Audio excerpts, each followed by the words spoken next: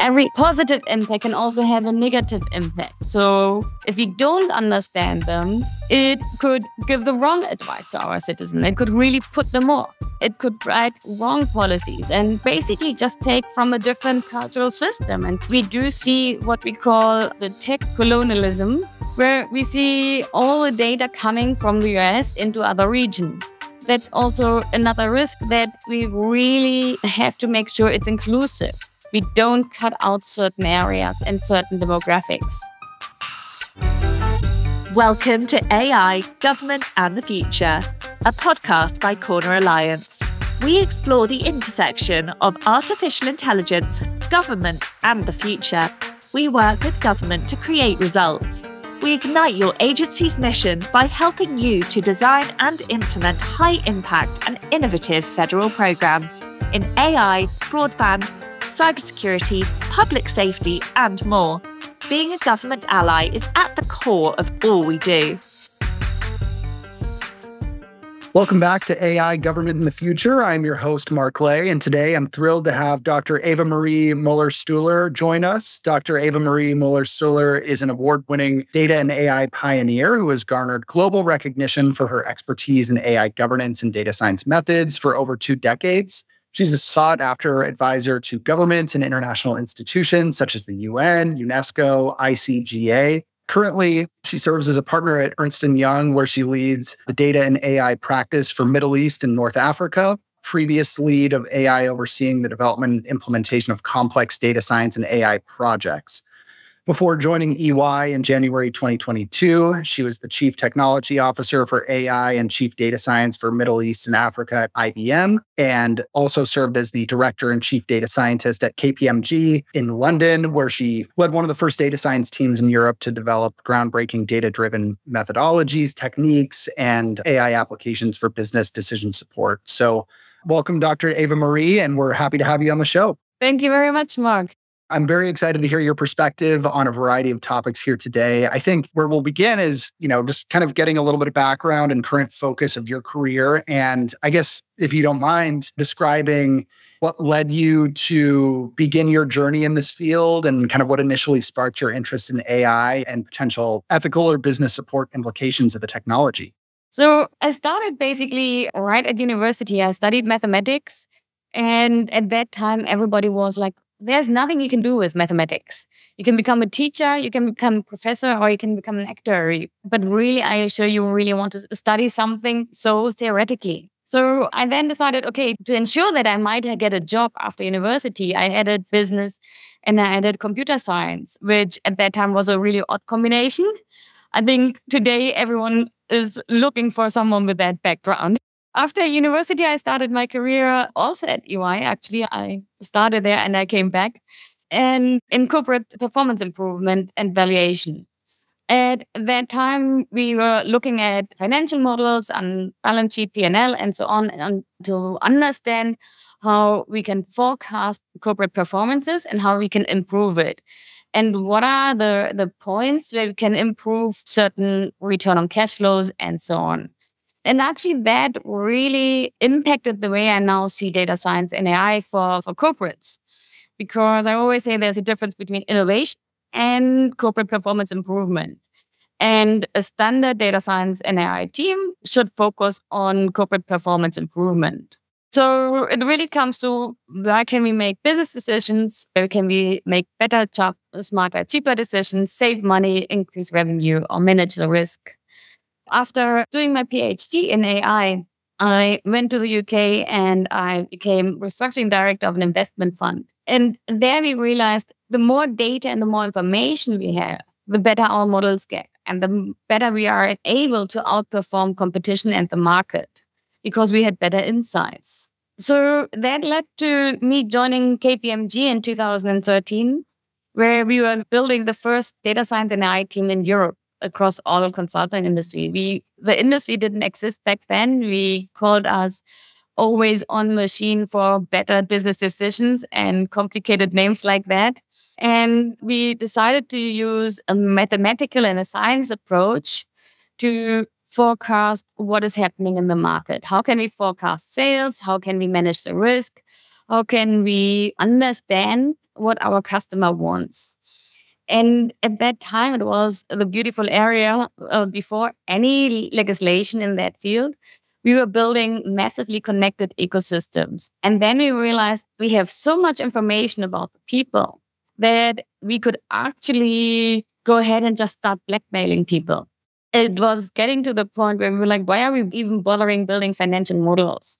And we then realized how much value there is and how much danger there is in the data. We also realized when we started building our models that even though we decided maybe we take certain parameters out because we don't want to be seen as driving business decisions based on religion. But then we also realized if we remove religion or we remove the gender and so on, there are proxies for these drivers. And we realized sometimes our models had massive biases. And based on that and the self-learning algorithms and watching them get worse and actually getting to a point where you kind of go, this is not the AI that I want to build. That's not the society I want to create. Then we go into the policy making and the ethical concerns on saying, there is something we are building, there's something that is coming up that needs clear legal frameworks, where we need to agree on how to build these AI solutions in a responsible way.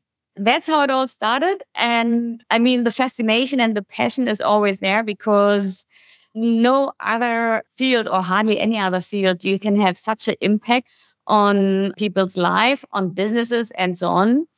But also, when we say impact, we also have to always be considerate that an impact can be positive and negative. And that's why it's such an important position and it's such an important concern to say these projects have to be ethical and responsible. I like to make the difference between ethical and responsible because ethical for me is doing the right thing and trusted and responsible is doing things right. And both have to apply for our AI solutions. I think that's very helpful context. And it sounds, whether it's in the private sector or more recently working more closely with government entities, the need to define specific problems to solve when developing a model is kind of an important first step. Having the technical capabilities and skills to develop an algorithm or model that produces results and learns from itself over time is also a critical input. But building in controls or parameters that ensure the ethical and responsible nature and operations of these models are becoming more and more important, not only for you, but I would assume more of a priority with some of the organizations that you're working with recently. Absolutely. We have seen in the past so many AI solutions fail. We have seen so many black box solutions. And if we don't understand why we are making a decision, we can't really trust that decision. We really have to be transparent. We have to understand the data, the potential risk, the potential biases. And that's why these legal frameworks became so important. And I remember a few years ago, there was always a discussion on, does stronger legal frameworks actually hinder innovation? But of course, the contrary is the place. The more we can trust these solutions, the better it is for a business. So if you can explain why a model is making a decision, if it is transparent, if you understand where the data is coming from, if you can audit them, if they're fair and so on, they don't risk your company's reputation, and then it's AI you should use. Otherwise, you put your whole business at risk and you're basically flying a plane blindfolded. That might work for a few meters, but in the long run, I wouldn't recommend it. I want to expand on because I know you've done a lot of work in terms of defining and working on models that support ethical artificial intelligence or ethical AI. And when I hear ethical AI as a term, my mind immediately goes to maybe avoiding biases in model training data or unconscious biases in the types of outputs that a company or a government organization may be using to inform its positioning or the type of services and products that it's offering to its customers or constituents, potentially exploiting private data without the consent of its owner. I guess, do any of those concepts track with your definition of ethical AI? Or in simpler terms, what characterizes an AI tool or system as being ethical? So first of all, I think it's important that it does no harm and that we have a clear risk understanding. Then there are different frameworks from different governments around the world. But they all come down to very similar cores of saying, it has to be transparent. A user has to know how it is that the data is being used, that it's a machine making the decision. There has to be a clear description of how the algorithm works. It has to be tested for biases and fairness. It has to be explainable. It has to be accountable. They have to be safe to use. For example, nobody would like to sit in a self-driving car that basically reacts on every time somebody pampered with a speed limit and suddenly speeds up from 30 to 130. So there needs to be a data protection, and there needs to be an inclusivity and an accessibility. One of the big problems that we also see in our current phase is that we see a large divide between the older and the younger generation. While all the school kids within hours adopted ChatGPT, all the teachers and their parents or even their grandparents had no idea what was coming and how to react to it. So we need to really make sure the stakeholders are educated and we understand the risk of these solutions, but also the benefit and how to work with them and not against them. And you touched on a common topic on the show, informing what role government can play in supporting AI innovation, adoption, and kind of increasing the effectiveness of some of these AI tools applied to government services and presenting standards for general model use outside of government applications. So I guess, are there any compelling use cases or services that governments can adopt in order to support this vision of responsible and ethical AI tool use? I like how you phrased, made it clear as a user, because we see the government as wearing three hats. They're the user, they're the regulator, and they're also the target, because we see a lot of misinformation and fake models bring our democratic system under threat. But coming back to your question, as a user, there's a lot of positive impact. So it could, for example, use Gen AI for citizen engagement with chatbots, with virtual agents, or giving better information from simple questions on how do I file my tax and really talk me through it. I have this special case. How do I use it in this special case? To just explain, isn't this policy to me? So it could also use it as, can you draft this policy in a good way, or research-based and saying what else is out there? How can we use it for our government to make a better decision? It can use Gen AI for fraud detection, for example, for transparency and saying, okay, we open up some of our behind the scene and explain things are happening.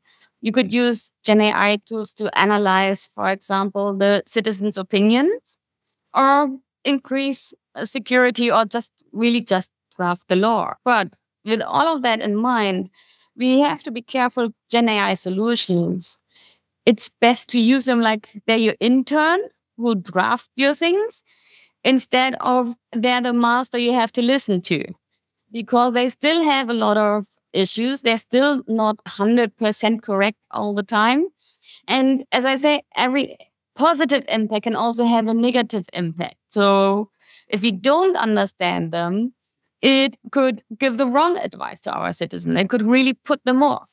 It could write wrong policies and or basically just take from a different cultural system and say, okay, we do see what we call the tech colonialism, where we see all the data coming from the US into other regions. So if I now want to write a policy here in the Middle East that is, for example, targeted at women over 65, Gen AI solution that is built in the US will not give me the right advice for these target groups.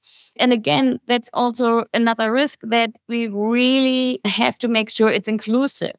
We don't cut out certain areas and certain demographics. So with all positive sides, as a user, you have to be understanding of what you're doing. Otherwise, it might very quickly turn into a negative impact. I think that's a very astute point around, I like the way that you organize government's role, a user, regulator, and a potential target. And I think that, some of the tools here in the States that have, or services that have taken hold as government agencies support kind of an AI ecosystem that's growing rapidly is maybe curating and providing recommendations on vetted, trustworthy data sets, providing standards for reliability or testing methodologies, and obviously characterizing some use cases. But I think that, yeah, you bring up a lot of good points around making sure that the data that is used to inform AI-supported decisions is relevant for the task or the population that is affected. It's one of the things we like to call the weird problem. White, educated, industrial, rich demographics. And a long time ago, I called it the pizza problem, because if you ask people to come for your survey and collect data and you offer free pizza, you get college students who like to eat pizza, but you might not get somebody on a diet. You might not get somebody who is gluten-free, or you might not get somebody who just earns so much that they can't be bothered to do anything for free pizza because they can literally just go and buy them themselves. So you really get, with whatever incentive you give, you get the people that are approachable with that incentive. And that is always the bias you end up having in your data set. And same with, for example, all the large language models. They learn by their users. And the more the demographics where the users are coming from, that is the data that's fed into. So an area somewhere here in Africa where you might not have such strong demographics, it might be just smaller in numbers or have less access to technology and these solutions. They will be massively underrepresented, and that problem will only get worse. I think in terms of, responsible and ethical AI product development, are there specific steps or recommendations that you've observed in your experience that would help AI developers or experimenters identify some of these biases? Is it analyzing data prior to, it being used by a model, kind of iterating on results? I guess anything that you can share on that front? Absolutely spot on. I think that is the most important thing of all. Look at your data before you use it. Really map it out. How is it distributed? What does it say? What does it say about the demographics? Is it a fair sample? Is it an inclusive sample? And then look at the algorithm. Are they transparent? Are they explainable? And there are lots of audit tools where you can audit for bias, have fairness checks. What happens, for example, is if I take certain information away. If I take the gender away on my credit loan application, does it completely give me different results? Then it might show that your gender is one of the main drivers and it might not be the right one you want to have. So very good ethical guidelines. I think the best advice that I can always give is have a look at the law, or if you don't have a law yet, have a look at the law that is coming or that is in the regions where you have one. And then always stakeholder engagement. Make sure that you talk to the people who are using it, talk to the people that are building that, make sure that there's a right training in place and an understanding of what the solution can do and what it might not be able to do. I think that's a great point. And I know last week we spoke briefly with a guest around some of the impacts and expected trends associated with the recently enacted EU AI Act. And I know no equivalent policy or legislation has really taken effect here in the United States. I'm not sure within your Middle East, North Africa region, whether or not there are equivalent laws that kind of get to some of the same regulatory concerns that the EU Act or AI Act seeks to address. I guess, are there specific challenges or best practices that you've evolved for policymakers to consider when developing rules or compliance requirements applicable to AI solutions that you'd like to share? I think most of all important is to start writing these policies, to actually start having legal frameworks. And there are a lot of good ones out there. There are some countries that are absolutely leading, as you mentioned, the EU AI Act, or even China has a very holistic AI law. Singapore has a good model.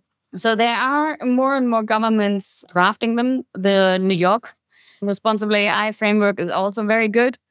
But I think most important for governments is to really say, what are the policies? What are the legal frameworks? Start working on them, start implementing them, then set up the regulatory bodies to actually audit them and enforce them. And that is a huge cost. And one of the things we must not forget, we don't have enough people to built all the AI. Everyone is complaining in the market. Now we want experienced people to audit them and review them and police it, which is a big problem that I see. Most of the cases when you ask people, so if you feel like you've been treated unfair by an AI, how do you report it? Most people nowadays still go, I have no idea, to be honest. But we know that certain decisions are made by AI. So shouldn't we communicate the reporting process at the forefront of things and set up ethics committees and advisory boards? That's also very important for government, not just for governments, but also for companies. If you employ AI, make sure you have a framework in your organization to audit it, to understand what you're doing. In the public, have public consultation and engagement trainings, where make them aware of what is happening, how are they dealing with it, what are the frameworks, and so on. And then most important, and it ties it back to the beginning, is the international cooperation. Look at what the other countries are having, what works within your country, what doesn't work in your country, because not all of our ethical frameworks have to be 100% the same. But in the core, I realized we all agree on the same principles. We all agree on the principles of fairness. We all agree on the principle of transparency, accountability, that it needs to be audible, and there needs to be people responsible for what is developed. That's a great point. And I think some very key recommendations for policymakers to ensure that AI deployment aligns with democratic principles and adhering to regulations that are under development, now, if not already enacted. I was going to address this a little bit later in our conversation, but I think you brought up an important consideration that, we've seen a lot of workforce development activities targeted here in the United States on, technical workforce education, training initiatives applied to kind of the computing industry, whether it's semiconductor chips or, telecommunications, computing networks, getting the wide variety of skills that are required to secure and edify supply chains here in the United States. And it sounds like there's a similar maybe skills gap internationally that may need to be addressed for, AI tool development and then policy development and enforcement. Are there any sort of workforce development initiatives or activities that you believe would be effective in bridging that skills gap? So we see a lot of our clients really focusing on reskilling and upskilling their people. It is similar to when we all started moving from paper to computers. It was a massive shift for that generation of suddenly a lot of people didn't even know how to use a typewriter. And suddenly they had to use Excel in their computer and things like that. And computers weren't as easy and to use back then as they are now. So there is a big push on really, changing your workforce, training them, skilling them, but also not just as a user, but also as a critical thinker. And I think that is a skill that becomes more and more important, is the digital literacy programs, the awareness programs. What can you do? What shouldn't you do? We saw right at the beginning when all the large languages became democratized, a lot of the companies were screaming and saying, please don't share our IP. It is not okay to take all your code and push it into an open source model and say, can you improve it? And then it comes back, because then the IP is gone.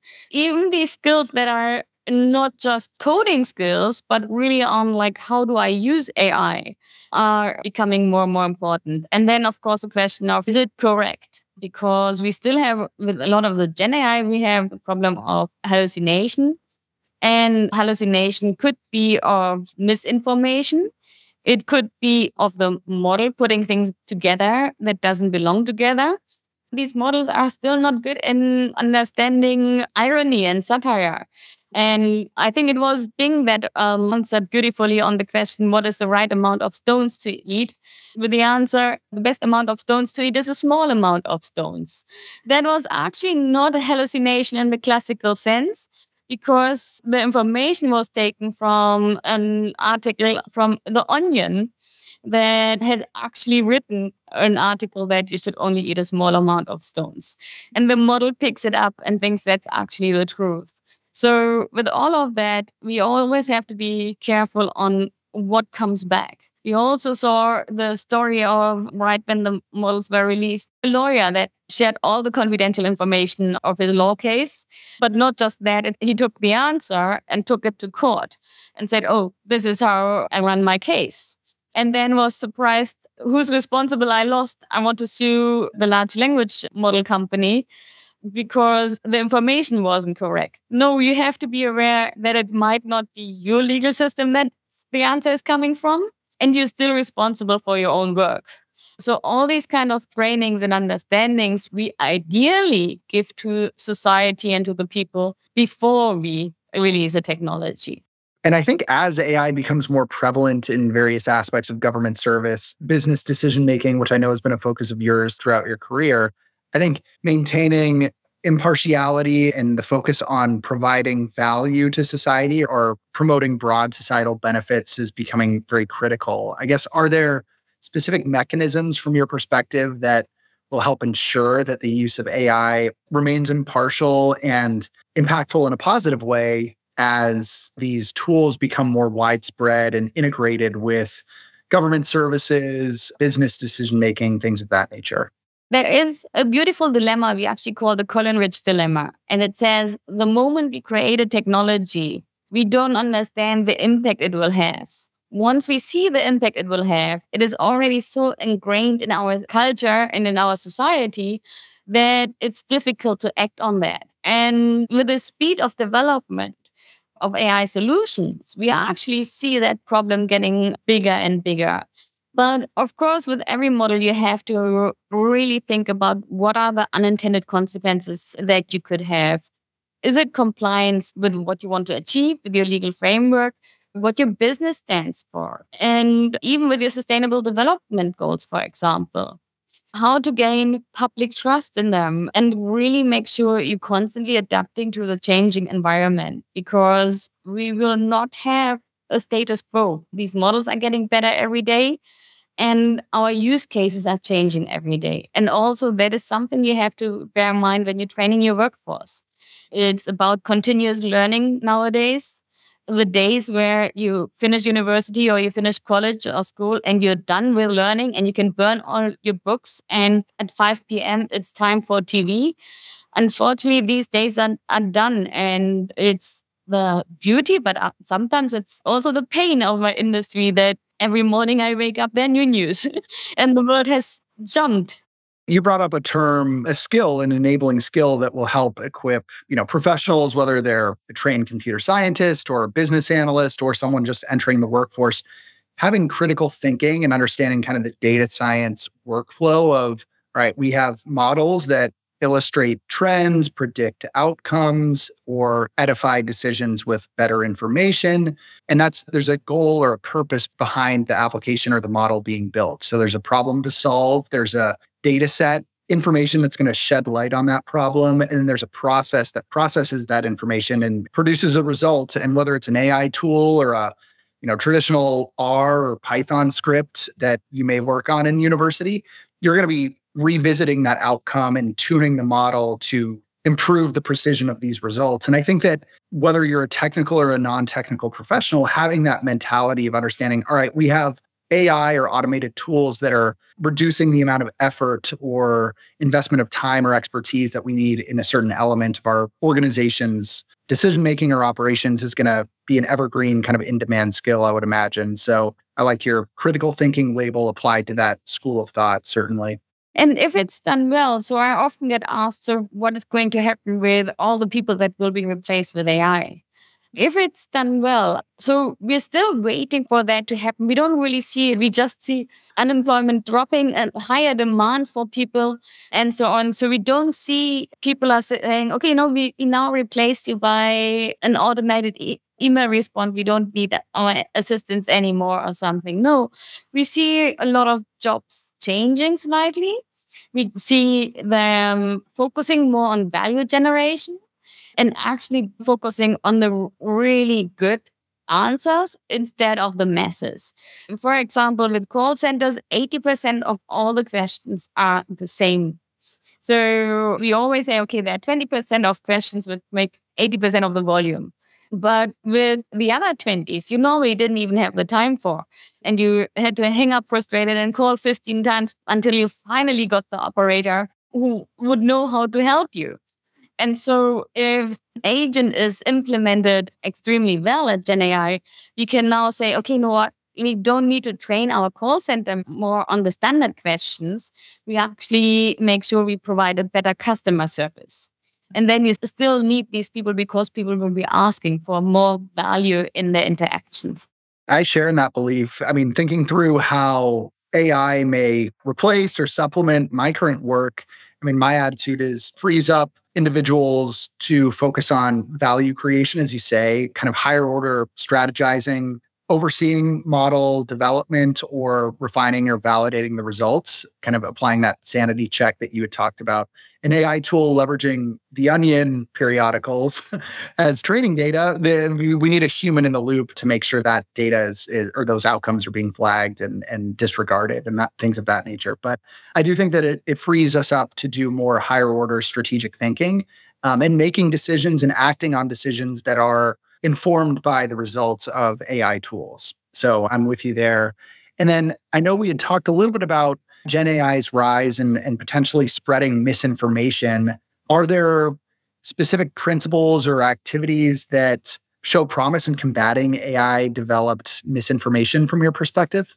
So we do see more and more AI tools not just used for producing fake content and producing misinformation. You can actually also develop AI tools to detect misinformation, to fact check and say, did it really happen like that? You can use them for fighting biases and detecting biases. And so we are actually, again, at this beautiful split of it can be a blessing or a curse.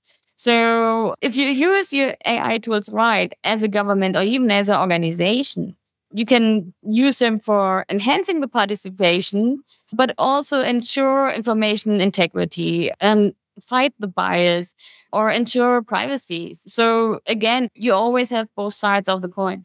Yeah, the importance, we had talked about a little bit of, government's role of being a user of AI applications, a regulator, and, providing safeguards or protecting itself from potential threats or making decisions based on misinformation. So there's a lot of opportunity within each of those kind of classes of how the government may use or provide AI capabilities. And I think in terms of how AI technologies may impact democratic processes or governance structures, there's probably a set of recommendations within each of those classes of government's role from your experience.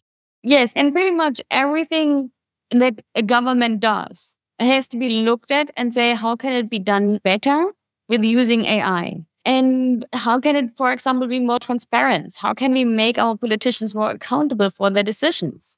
How can we provide them better information?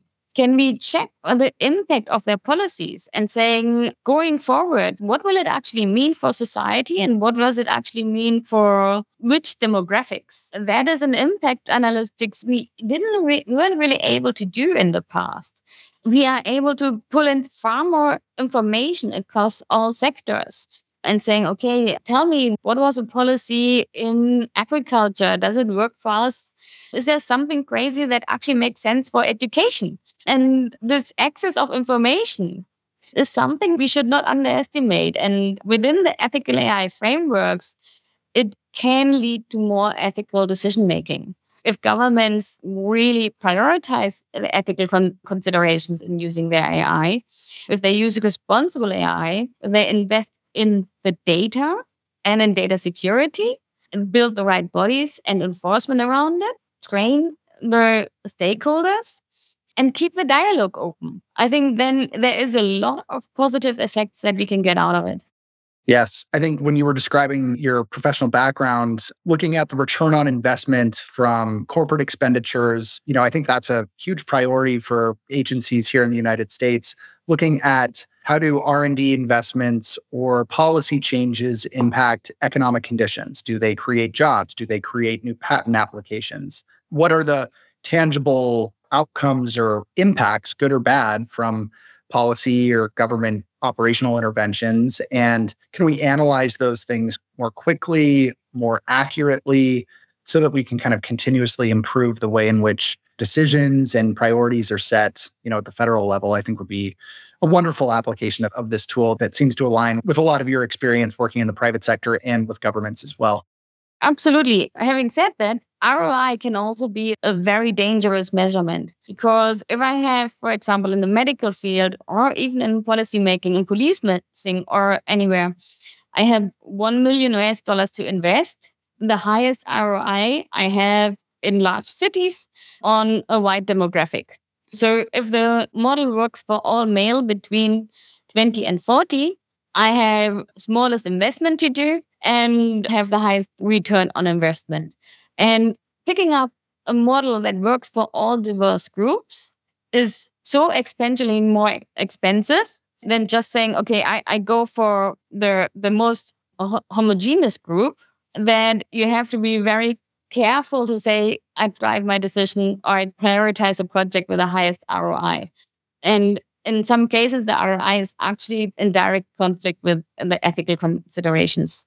Well, and I think it's a point that you brought up earlier, making sure that organizations, whether you're a private company, a government program, you have a set of core values or priorities that guide the parameters and intention of the AI or traditional models that you're using to inform decisions or evaluate impact. And so understanding kind of, I don't know, for lack of a better term, qualitatively what your organization is about, what do you stand for, and then developing tools that support that kind of identity is probably a sequence that's important to keep in mind as organizations adopt some of these tools. Absolutely, yeah. I know we had talked a little bit about workforce development and taking a spin on that as we, begin to wrap up.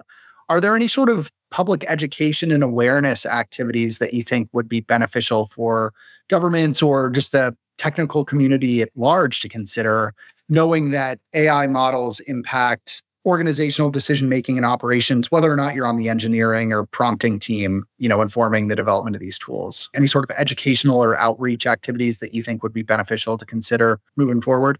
So I know various governments around the world are focusing on basically different groups. They're saying, okay, we have special courses that we take to schools.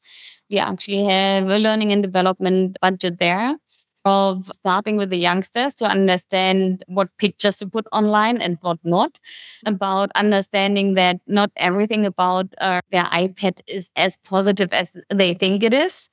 But it also goes to outreach for what we used to call the silent generation, the generation over 65.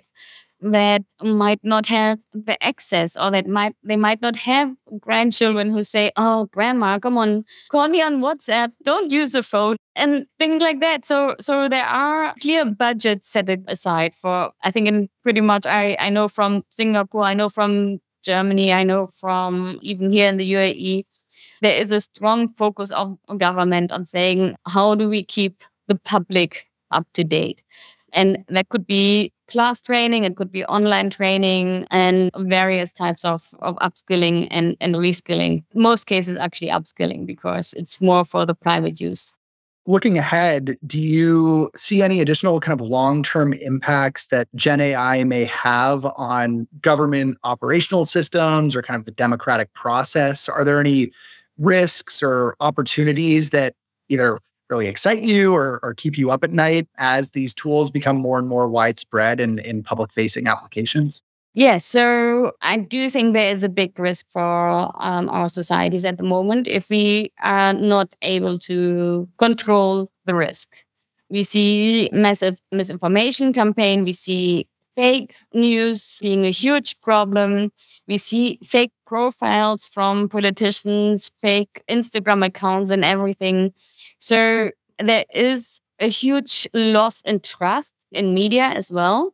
There's a huge loss in trust in governments, in policing and everything. So we have massive issues there we can't ignore anymore. We really have to think about how do we solve it?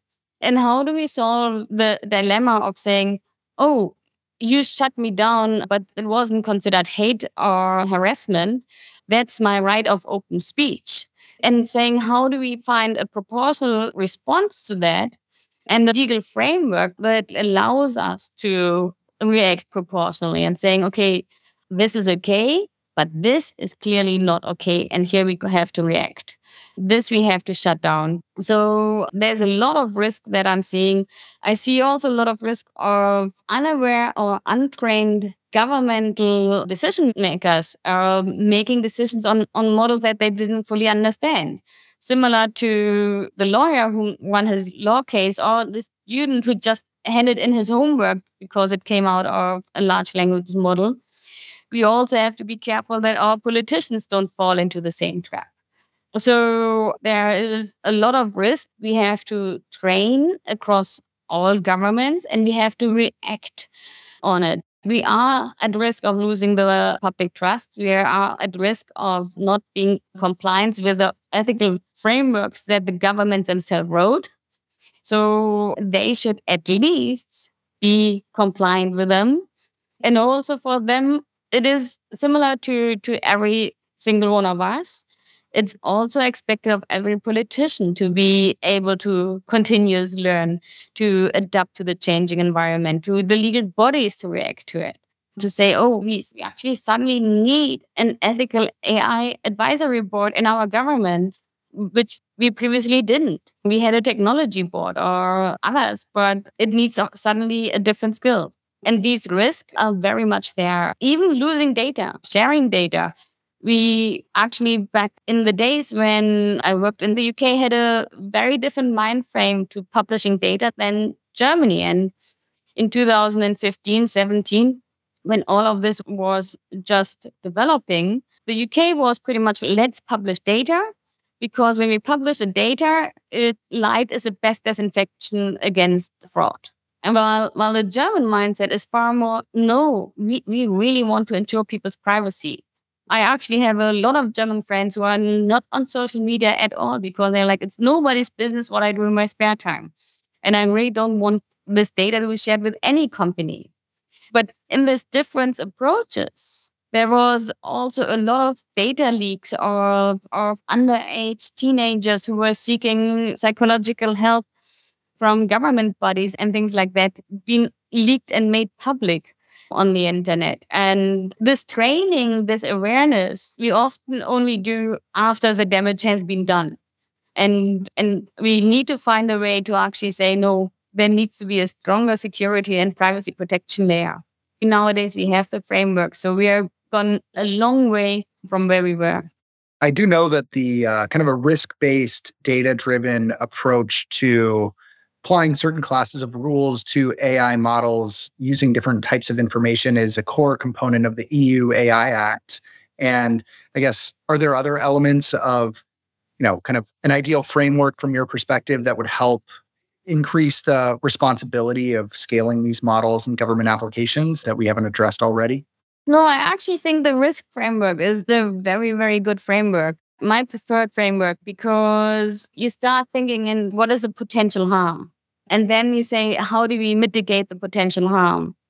And then based on that, you say, if nothing goes wrong, or if nothing can go wrong, why does the legal requirements have to be as hard if it's actually a high risk use case? But when you have a high risk use case, you do have to have all the steps in place. You have to have a very secure environment. You have to have a very well audited algorithm. You have to be very sure there isn't a bias. Or you better only use it for science and for research, but don't release it to the public until you can control the risk. I guess as we close, any final advice that you'd give to government leaders, policymakers, developers, or users of these AI tools as they're being integrated into strategies, operational functions, or policy drafts? I think most important is have clear objectives. What do you want to achieve with your AI algorithms? And does the AI algorithm actually perform in the way you expected it? Is it accurate? Does it control the risk? Is it transparent? Is it accountable? And does it fall into the responsible AI framework? So is it tested for bias? How often do you monitor and retrain and so on, that it doesn't put ethical considerations at the forefront of everything you do. It's not an afterthought. We start with ethical considerations. Make sure you integrate and train all the stakeholders. You have an open dialogue. You have escalation frameworks, but also make sure that it's inclusive. Make sure that it builds the society you want to have and doesn't lead you in weird directions. And then invest in the data, invest in the security around it. I think, it's a lot of advice. It's not just 1 cent, but if you stick to all of that, you might be on a good track. Defining kind of the objective and developing purpose-built models, I think I would agree with you, is a very important first step. And a lot of the requirements around security or data sources can fan out from there. So I think it's well said. And there's plenty of work and consideration in terms of documenting best practices that people here in the United States can do and across the world as well as these generative AI models begin to scale. The problem that we see is building AI can be extremely cheap. You can just go onto Kaggle and copy and paste some code. And then you build a chatbot, or you just integrate ChatGPT or some other large language model. But building trusted and responsible AI that is accurate and that is not biased, that is fair, that is transparent, that's explainable, that is audible, that is not just a black box, and that is actually something really expensive and needs a lot of skill and a lot of skilled people to work on it. And I think this is a risk we have to be 100% aware of and say we need a secure layer around it, and security always comes at a price. Dr. Eva-Marie Muller-Stuler, I appreciate you lending your perspective and expertise related to ethical, responsible AI tool development and potential applications within the government sector. Thank you for your time. And I guess before we wrap up, is there a place where listeners can check out more of your work or stay tuned on some of the projects that you're working on moving forward that you would recommend? Yes, absolutely. So I'm sharing updates on LinkedIn.